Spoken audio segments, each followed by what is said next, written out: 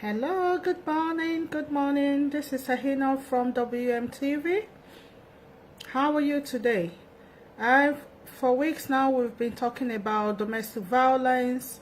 We have talked about physical abuse, emotional abuse. Today, we'll be talking about financial abuse and sexual abuse. What is financial abuse? Taking of another person's money, property, without the consent of that person. Or if you're the type that withholds money from your partner in a way to punish that partner, you are actually abusing that person. Financial abuse is also common in our homes today because that is one way the abusive partner can actually be in control of the home. So this abuse is common in our homes, and also a lot of men and women, both men and women, go through it. If you're a man, you're the type that punishes your wife or your partner. Anytime you have a quarrel or whatever, you say, okay, I'm going to hold this money, I'm not going to provide for the home. Depriving them, your wife or the children, stuff in the home. That is financial abuse. If you're the type that monitors accounts, you try to monitor the account of your partner, how he or she is spending her money, without any agreement, you are abusing that person financially. You are abusing that person financially. I remember one time when they preached in a church that partners or husband and wife should have joint accounts. Now, let me say something. If you and your partner do not agree on having joint account and is done out of duress, that is financial abuse. You cannot be forced to do something that you don't want to do, all in the name of marriage. You need to agree on how you want to spend the money that comes in the home. So, I want to let you know that it is not compulsory that you have joint account. If your partner is forcing you to have joint account, it is abuse. In as much as it is good for partners to do things together, it has to be on mutual agreement.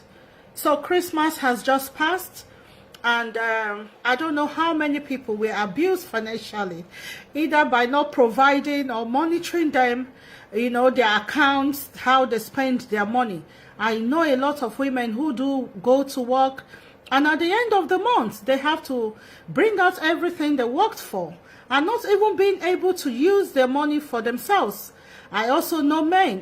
There was a particular man who came to me when I went to speak somewhere and actually complained about how the partner has been monitoring his account, taking money anytime she wants. And I had to tell him that's financial abuse.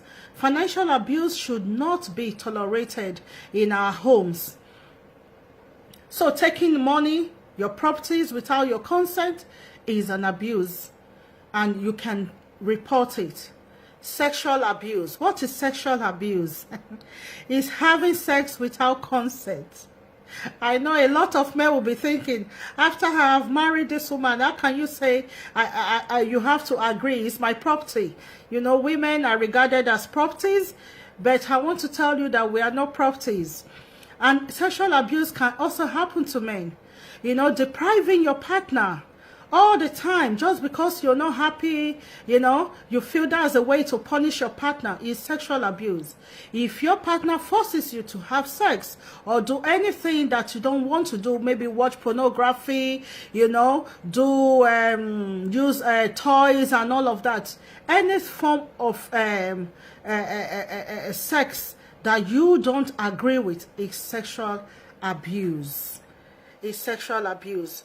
In our homes, we need to always find something to make our partner happy. You need to always do something that can make your partner happy.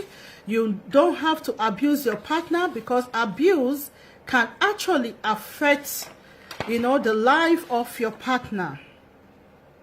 Just before we close for this, stop this domestic abuse series, how do I know if I'm being abused? How do you recognize the signs of abuse? How do you recognize, as a man or as a woman, how do you recognize those signs? Number one, the Women's Aid says that abuse may start small at first, as the abuser tests the waters to see what the other person will accept or not. I'm just going to read this now. So, Women's Aid, if you know you're going through domestic violence in the UK, Women's Aid is one of the biggest organizations that help people that are going through domestic violence. It says everyone has arguments, and everyone disagrees with their partners, family members, and other close to them from time to time. And we all do things at times that we regret, and which cause unhappiness to those we care about. But if this begins to form a consistent pattern, then it is an indication of domestic violence and abuse. So I'm just going to read out what the Women's Aid has written down as signs, or how to recognize abuse. So if you can answer any yes to any of these questions I'll be reading out, then is an indication that you're going through domestic violence. So it says, has your partner tried to keep you from seeing your friends or family? Has your partner prevented you or made it hard for you to continue or start studying, or from going to work? Does your partner constantly check up on you or follow you?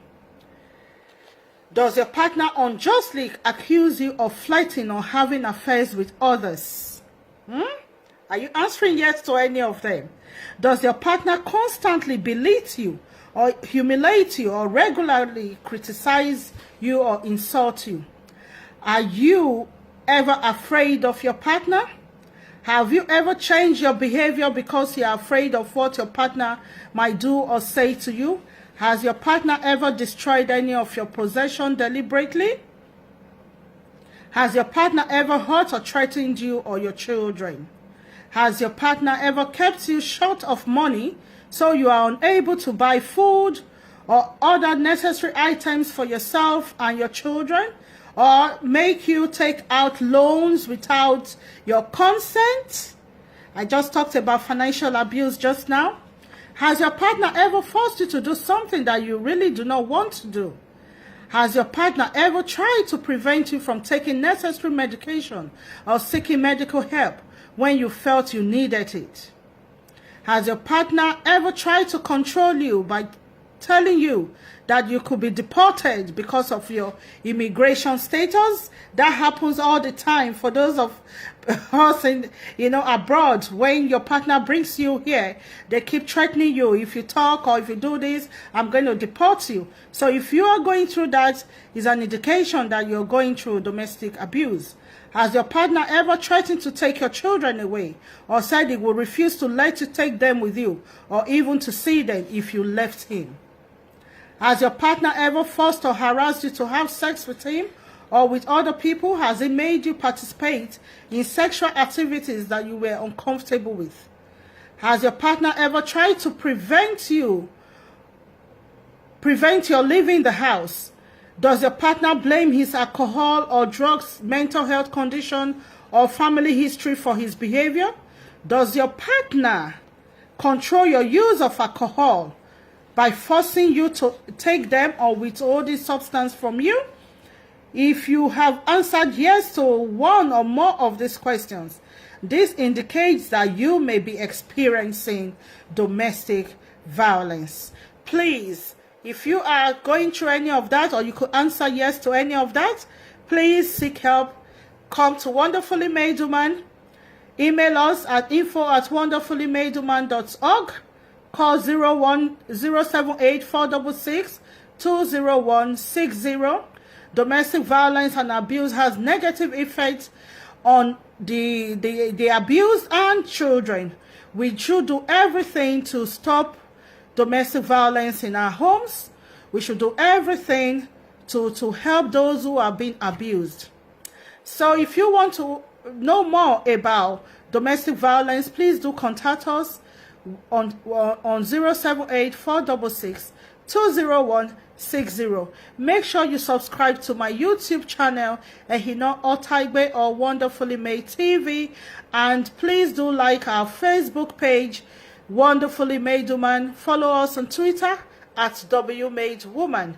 Until same time next week, I'll be bringing you another exciting topic. You stay well and have a blessed weekend. Bye.